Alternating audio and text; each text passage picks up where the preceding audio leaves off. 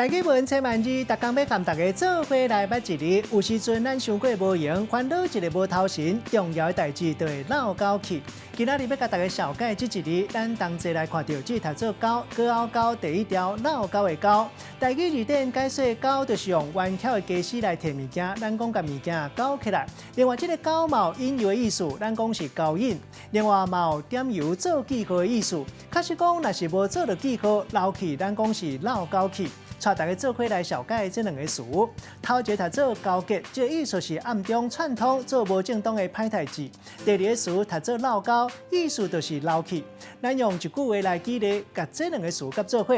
譬如讲，警察拢入去到诈骗集团的大本营，当场查扣到内底人当咧交结，敲电话要甲人变，一个就走袂去，全部证物嘛拢无闹交，全部扣起来。